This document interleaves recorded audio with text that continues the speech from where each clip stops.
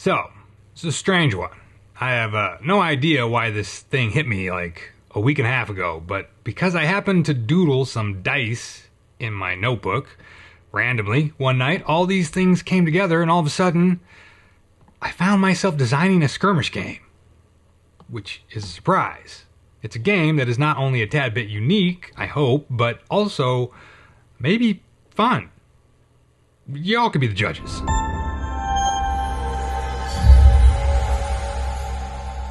Greetings, good humans, and welcome to Tabletop Alchemy, where sometimes we do something I never thought we'd ever do, not in 100 years, or 1,000 years. And we thank our patrons for supporting. Weird flashes of inspiration, I guess. First and foremost, I'm not a game designer. Not really in any way, shape, or form. That said, I'm totally I'm willing to accept any and all criticism about my idea that's forthcoming in this video. But, I am a fan of TTRPGs and skirmish games, and just like you, I collect far more than I play. Don't get ornery, the 1% of you out there who actually play games on the regular. Isn't it enough for you to be in the 1%? Donuts are in the back. Dang it. Alright, I'm just kidding. You know. Jokes aside, yes, I have no business designing a war game. At the same time, you and I, can and should do whatever we imagine we want to do. There ain't no gatekeepers on imagination. Always feel free to explore. There's a few things going on here. One of the things I like about tabletop games, specifically RPGs and skirmish games, is the actual graphic design and layout of books, just from a conceptual and design appreciation level. I'm a fan of that kind of stuff. I don't know why. I just like it. Here's a strange bit of Tabletop Alchemy lore as a weird example of something I'm trying to make a point of. I don't know what it is. I already forgot. When I was around 11 or 12 years old, I got my hands on a chemistry set. And I professed to my parents that I liked science and stuff, and I did kind of. And I remember one summer visiting relatives in San Francisco, and I spent ages going through the yellow pages to find stores that sold lab equipment. And I spent some hard-earned paper route money on a set of glass test tubes and a beaker and a graduated flask. And I love these things. But, I never really did any chemistry experiments. I realized later that I was just enamored with the gear. All the cool glassware, the set dressing, so to speak, is what I actually liked about all of it. Now, I'm not proud of that, but at least I can be honest about it with myself now. So, I do really enjoy rulebook graphic design, and I also like miniature-agnostic skirmish games. I like games that have their own minis too, no doubt, like Games Workshop and stuff like that. But for this project's purposes, miniature-agnostic is the word of the day. Because we all have tons of miniatures, and it would be cool to be able to use them whenever you want, right? The more games you play with them, the more you play with them. Which is why you have them. Most of us. Some people just like to paint. They're smarter than the rest of us. That's just a joke, man. It's just a joke. You know where the donuts are. Now, it's also no secret that I love Joe McCullough, and his stuff is definitely an inspiration for me. I like elegant simplicity that feels crunchy, but kind of really isn't. Now, I grew up on AD&D 2nd Edition, Warhammer 3rd Edition, and Warhammer Fantasy, and Shadowrun. I love all that stuff. I don't know if those games are considered crunchy or not, but they're definitely crunchier than, say, Rangers of Shadowdeep, Frostgrave, and Silver Bayonet, right? But even those games that I just listed, saying they weren't super crunchy, they're not devoid of crunch, which, there are some RPGs out there that don't even have you roll dice, which is just crazy talk. So I like a little bit of crunch, just not a whole bunch of crunch, because I kind of like more of the speed of being able to play the game. Well, that's at least one of the things you got to consider in game design, right? Is crunchiness versus speed of play. Now, I've taught games to enough people, which isn't really that many people, which means learning this didn't take very much effort, because the small amount of people that I've taught games to was enough to teach me that it's easier, that the easier it is to learn a game, the more likely it is that you're going to play it. Did I unravel that sentence correctly? I don't know. I don't know what I'm doing. And I even have a script today on the teleprompter, so no, there's no excuses here. Last but definitely not least, I love the lore we find in games. I mean, I just like writing fantastic and fun stuff, and I like reading other people's fantastic and fun stuff. And working on a game provides a great opportunity to have fun with writing, from world building to slices of stories even for flavor, but they don't have to be, you don't have to write a whole novel. You could just write little chunks of things, and that might be kind of fun to do too. And one of the other little things is that normally I personally kind of dislike genre mashups myself, except for Shadowrun, which is kind of strange. I don't know why, but I really, really like Shadowrun. But I always wondered if there could be a skirmish game that allowed for mixing and matching basically any miniature from anyone's collection. So, sci-fi guys could fight wizards and medieval warriors, etc. Now, there's probably games out there that already do this, but I'll get to that point in a second. The point being why I don't know about those. So the way I'm envisioning this new sort of little game design project idea is like this. I come up with a core set of rules, the base mechanics of how the game is played, and then I get to skin it with, like a setting and some lore and details like characters and vibe and story, stuff like that. Now, something I want to try to keep in mind is, I don't want to write up something that's just a poorly disguised ripoff of some existing game. Like, of course, I'm going to stand on the shoulders of giants. I mean, how would you not do that? That's what they're there for.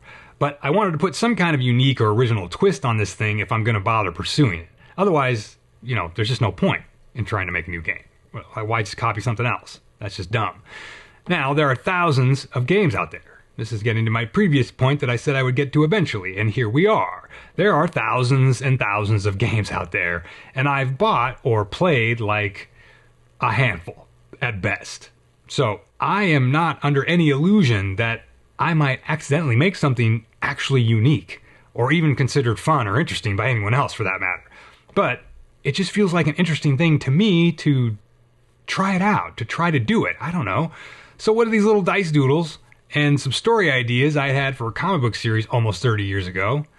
Between this and the last week's video, this whole 30-year thing has some meaning beyond whatever I can comprehend at the moment, but we're not going to talk about that. We're going to move on. I had drawn these little dice in my notebook, literally just while I was on the phone with somebody, I think. I just drew some squares, and I was like, oh, they're squares. I'll put dice pips in them. What did these little dice doodles and some story idea I'd had for a comic book series almost 30 years ago, what did they come together to produce not only in my head, but in my notebook? And actually on the tabletop. Well, I don't know if I have a title for it, but I do have a working title. The Cascade. Maybe it will stick, maybe not. But as you'll see, it kind of works for both the lore and one of the core mechanics in the game. So I was looking at these little dice drawings in my notebook, and just a thought hit me, and I'm wondering if you can see it, just like I did. Dominoes. No. Not the pizza, which is gross as far as pizza goes. Come on. Dominoes, the tiles. And I wondered if dominoes could be interesting to use instead of dice in a skirmish game. Granted, I know plenty of people out there, I'm sure, have probably tried to use or have used dominoes in their games or whatever. I'm sure that exists. But, we're just going to roll with this for a second. I just started writing notes down. And the first thing that hit me was, if we use dominoes, as in each player has a handful of dominoes that they can see, but their opponent cannot, and if the core mechanic is built around a player choosing which domino to play, if they choose to play one at all, then we've just introduced a new layer of tactical consideration in the gameplay. So that's the key thing that piqued my interest. There's still the element of random chance you get kind of from dice in the drawing of the dominoes from a bag, but you also get some extra strategy in deciding which domino to play when, or if to play it at all. So I kind of went down a little rabbit hole in the notebook for a while and got to the point that I decided to order 2 sets of dominoes from Amazon to do some real world testing, because on paper it was seeming like I had something to maybe work with, but I needed to test it on the table. Now, there are some drawbacks to using dominoes instead of dice. I mean, I don't know if drawback is the right word, there's some differences, but like one drawback is physical space on a table. You need a bit more of it to play this game. And in this game, each player brings their own full set of dominoes to the table. So you need a space to put a bag of dominoes, a space for the discard pile and a space for the plane of the dominoes, which we'll see in a bit. So that is one drawback. But at least dominoes aren't any more expensive than a set of moderately priced dice. I mean, for a basic domino set, for a solid color set like red or black or green, they run around 17 bucks.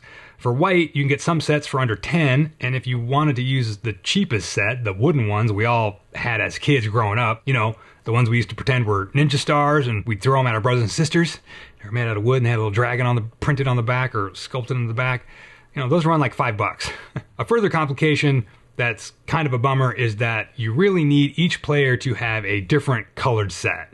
It just makes it much easier to play. You could play this without having different colored dominoes per side, but it would make it more difficult. You'll see. Okay, so another idea that hit me pretty quickly was that if we're not rolling dice, then maybe we need to take a page from that Nimble game I mentioned a couple of videos ago. It's not a mechanic unique to Nimble, but because I'd just been reading that rule set, the notion seemed just obvious. There will be no to-hit rolls. Every attempted attack is automatically hitting, but as you'll see, not necessarily successful in inflicting damage. Now, as you can see here in all my little notes, I've been running with all kinds of little detail ideas, like I made up some quickie spells and ability type things for table testing, and just a lot of other little rule ideas, but we'll get into that stuff, you know, in another video. Because what's most important and what mostly makes the game its own thing is the central mechanic, which is how do you go about playing dominoes to facilitate a skirmish game. Now, my first notion for a rule is that to do anything other than movement, you have to play a domino. So every action, at least for now, and of course, you know, there are exceptions to every rule, whatever, that's all going to come later. But for now, every action a miniature does in the game must be powered by playing a domino. If you're out of dominoes, you can't do hardly anything other than move on the board. Now, another core rule I've been running with is that anytime a player drops a double on the table, that player immediately gets to draw another domino from the well. I'm kind of going back and forth on calling the bag of dominoes the well, or maybe the dominoes in your hand, or on your rack, so to speak, is your well. At some point, both of these are gonna run dry, so one of them has to be called the well, right? Just makes sense. Now, don't laugh at my polka dot water bottle Snuggie thing bag. I'll get some large dice bags later to make you happy. Jeez, I'm always the nerd people make fun of. Sick of it. Okay, now another core rule is how do you replenish the dominoes in your hand? So what I'm running with right now is that at the end of every turn, meaning after every figure is activated, the very last thing players do is draw fresh dominoes in an amount equal to 1 domino for every figure that's still on the board, plus 2. At first I was going to do just plus 1, but because of my idea for initiative, plus 2 seems to work better. 1 domino is always going to get burnt, quote unquote, rolling for initiative, playing for initiative. I don't know what the term is going to be called yet. I don't know what the verb is yet for dropping dominoes on the table or playing a domino on the table, but we're going to come up with something cool. So that brings us to initiative. Super simple. Each player must play a domino to see who goes first at the top of a turn. It's kind of weird, but in my own personal playtesting, and this is probably just due to however my brain works as opposed to yours, I almost invariably always played the lowest domino I had in the hand or on the rack. But I can definitely see the possibility of wanting to really win initiative and deciding to play a high value domino. And this is already illustrating this new strategy layer that comes from using the dominoes in this way. And if you drop a double on initiative, you draw another domino right away. So now for the core of the game, the action domino cascade. I'm calling it the Cascade because that's also the title of the game, and that word is going to figure into the lore setting nicely. So it's your turn. You choose a figure that you're going to activate. That's a common skirmish game term, right? So you pick this figure to activate. She's got a ranged weapon, so you check range, enemy figure is in range, you play a domino to attack. Which means, of course, you're looking at your hand and you're deciding which domino to play. I guess I should have mentioned this earlier. When we're looking at dominoes, we're kind of looking at the total value of each domino. So when you look at a domino, you're adding up all the pips on the domino, and that's the value of that domino. So you play a domino to attack, and in this example that I was shooting here, I played a double, so I immediately drew another domino. Now, a little side note, there are 7 double tiles out of the 28 total dominoes in a set. So the act of drawing an immediate replacement has like a 25% chance of occurring, right? It's kind of interesting from a math perspective, I guess. Anyway, back to our playtest here. I've played double fours. Now the opponent gets to look at the dominoes they have, and they can do one of two things. They can not play a domino, in which case the attack will cause 8 points of damage. Now, of course, there are going to be bonuses and penalties to adjust that total. Like, say, a skill stat of, +2 for a ranged skill, or -4 from the target's armor. Stuff like that, right? So we're not done with the math. It's not just a simple play the domino and cause that much damage. You still get to do some crunchy stuff of some math with some stats and stuff, which allows you to, customize your characters, etc. For now, I'm just trying to show you the simplest mechanic at its core. So right now, the target is potentially taking 8 points of damage. So the target's player decides to play a domino, and here we just follow standard domino rules, right? You can add to the cascade if you have a domino with a matching number. So the opponent plays a domino with a 4 and a 6 on it. That's great. So the 4 cancels out one of the doubles 4s, and now we just do simple math on the exposed ends of the cascade. 6 is greater than 4, which means the target now has a higher value. They've won the contest at this point. This being a ranged attack, this just means that the attack has missed. Now, the attacking player can play another domino if they want to try to mitigate or overcome that second domino that was dropped in the cascade. But in this case, the attacking player doesn't actually have any dominoes with 6s on them, so they actually have no choice but to take the miss. Now, the figure has attacked but hasn't moved yet, so decides to try to grab some cover from the terrain. Now the figure's activation is over, the dominoes go into their respective players' discard piles, and now it's the dark player's turn to activate a figure. This is illustrating the reason for why you would want to have different colored domino sets when you play this. So we'll call the player on the left who has the black dominoes the dark player, and the player on the right with the white dominoes is the light player. And yes, I envision this game as having alternating activation at a figure level. So you activate a figure, then I activate a figure. Now I'll probably work out some kind of rule for limited group activation that you have to burn dominoes to do, but we're not there yet. This is still just super basic stuff, right? So the dark player chooses this squig rider figure to activate next. And the figure has a base movement of 6, but they also have an ability called charge that I just threw down there just to throw in a little extra thingy that we can talk about. Whatever. So they have this ability called charge, which allows them to move an extra 3 or 4 inches on their first move into combat move in a game. So they also get a damage bonus when charging, but again, this is just preliminary ideas. I just wanted to show you some melee combat. So the Squig Rider charges, easily able to get into base-to-base contact with the light player's leader figure, which is that one there, and lock them into melee combat. Most standard skirmish games, when figures are base-to-base in melee, they're stuck in melee combat till they either win or lose. Except for Silver Bayonet, which has some, whatever. There are games that have differences. Oh, I'm going off the deep rail. The deep rail? I'm going off the deep rail. That's a new term for Tabletop Alchemy. Don't go off the deep rail, man. It's the deep end and off the rails at the same time. That sounds about Tabletop Alchemy speed. So the dark player drops a domino to start the cascade. A 5 and a 3. So uncontested or unblocked or whatever we're going to call it, puts 8 damage on the deck, before bonuses and penalties, etc.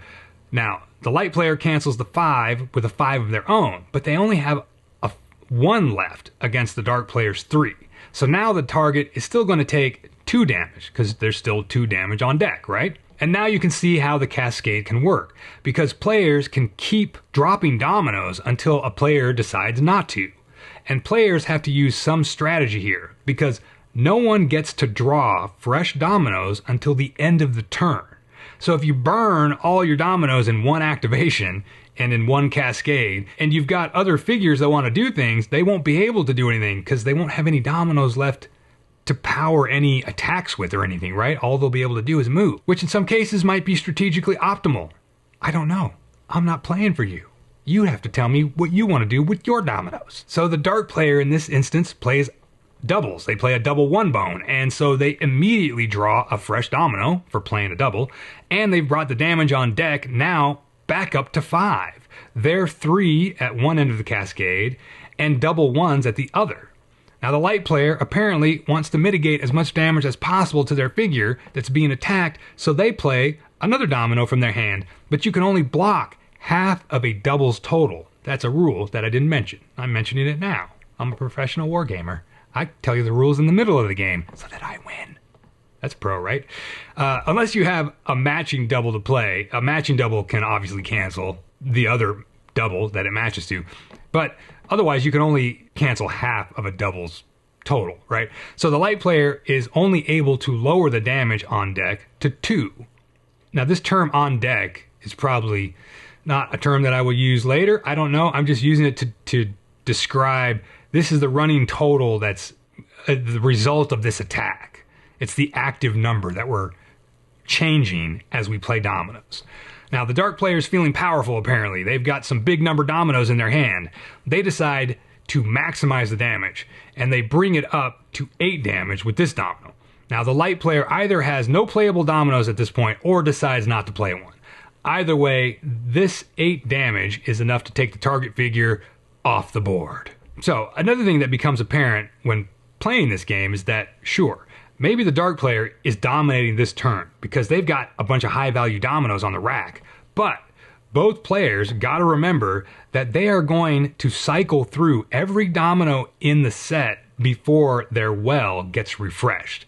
So at some point, the table's going to turn. The dark player is going to have a bunch of low-value dominoes on their rack, and the light player will have a bunch of high-value tiles in theirs. Now, I've only play tested a couple of games, so I know there's lots more I need to explore with this thing. Of course, I'll share the progress, on the channel, because that's what Tabletop Alchemy is for. Duh.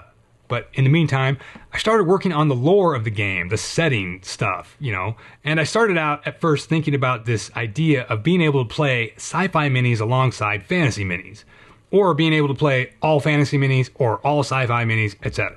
And as I mentioned earlier, a long time ago, I'd messed around with this idea for a comic book series. I even sort of outlined it. And yes, I've apparently tried to be a lot of different things in my life. I just never stuck with anything for long enough to make them happen. But like I said last video, only I have to live with me. You're safe. Count your blessings. So I was thinking man, that old sort of high concept I had for this comic book series a long time ago might actually work really nicely for this game, the Cascade. Now, a disclaimer before I spool this out for you. This is just fantasy, sci-fi, nonsensical concept stuff. It has no basis in actual science, okay? Donuts are still in the back. Okay, so here's what I imagine. An ancient race of alien beings, alien meaning non-human, but who knows? Maybe they were human, maybe they're humans from the future, I don't know. This ancient race of alien beings built a 4-dimensional trap at the nexus of the singularity of the universe. The singularity being the point in space-time that's the same point wherever there is a singularity.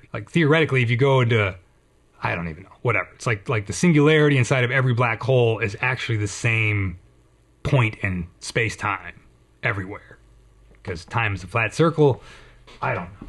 I had to fix the teleprompter. Of various points of entry, but the singularity that they all collapse down to is the same point in space-time. That's what I'm saying for this setting. Now, someone builds a trap that does what traps do. This trap traps anyone or anything trying to either move across dimensions or warp space-time or travel faster than the speed of light or yada yada yada. Because any path that any of these travelers take will ultimately pass through the singularity. And that's where the trap is. And when they do, the trap catches them and dumps them into a sphere. Now think of a glass bubble that houses an environment of some sort so that life can be sustained inside of it, right?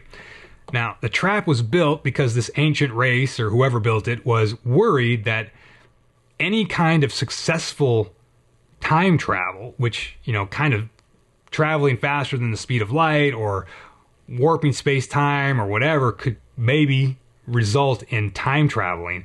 So they built this trap because they wanted to successfully stop anyone from doing accidental unraveling of existence through through actually traveling through time or something. They didn't trust any of us. Why would they? Now, on that note, how about checking out my mushroom DMT video? Because I've got one. As if you couldn't tell. Okay, so there's this esoteric trap in space-time that catches travelers and traveling objects and dumps them into this sphere that has some kind of tech or magic that allows the environment to sustain all life forms. Now, whoever built this trap obviously is highly intelligent, and they probably understood that intelligent life forms stuck in a small area are either going to go crazy or devolve into animals or whatever. And so this sphere at the top of the trap is called the first sphere, or the top sphere, for a reason. Because next to it, or under it, is another sphere. And below that is another. Imagine for a second a funnel, right? Like an actual funnel. But just imagine that the little tube that comes out of the bottom of a funnel, imagine it's like super long. It's infinitely long. And that tube is full of marbles, one stacked on top of the other. You've landed in the top marble, and it's spheres or marbles all the way down. Now, each sphere houses, some kind of random environment inside of it. And it's possible to build portals or gates wherever two spheres touch. Now, to power these gates or portals, like to allow them to open a traversable space between two spheres, requires this crystalline element that is native to the Cascade. For now, we'll call it elementium, and we'll get back to that in a second. So, a legend has grown up in the top sphere that there may be a way to get back to your own space-time. You just have to descend or traverse all the spheres to get to the final sphere. And in that one, obviously, there's got to be an escape portal that will eject you back out to your space and time.